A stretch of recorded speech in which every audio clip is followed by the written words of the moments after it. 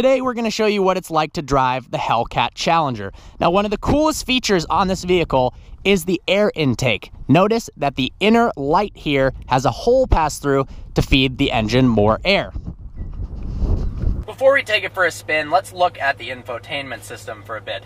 The coolest is by clicking the SRT button, it gives you an array of options to customize the driving experience. So if you go into track mode, you'll see 700 horsepower, transmission on track, paddle shifters, traction probably almost completely off, and suspension much stiffer. You can go into sport mode, give you a little bit more protection against crashing. You can customize it, or default gives you some street settings here. Valet mode limits this to 500 horsepower. Oh, we've got to enter a pin here. Limits the car to 500 horsepower, 4,000 RPMs, keeps traction control on, and doesn't allow launch control. One of the first things you notice is how easy the Hellcat Challenger is to drive. If you give it just small throttle inputs, it's no different than a base Challenger. If you're worried about buying this car because it's 707 horsepower and rear-wheel drive, as long as you have some self-control and you don't turn traction control off and floor it, you're going to be absolutely fine. That's what's so great about these, is that one, it's not that expensive, and two, you could daily drive one and destroy supercars on the highway.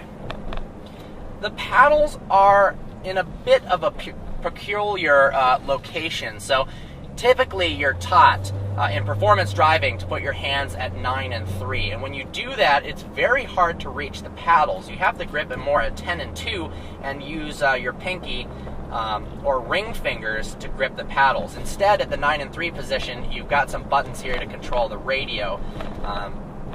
Not really the best ergonomically there. Drop it down in a second.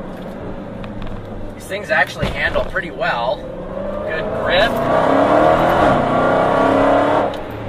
And of course, in the straights, absolutely nuts. And instantaneous shift points with the 8-speed automatic transmission.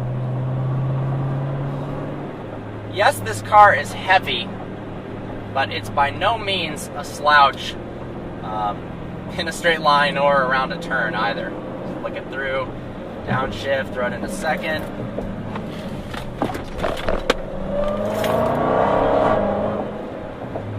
That supercharger whine is absolutely awesome. So I'll stop talking for a minute and let the Hellcat speak for itself.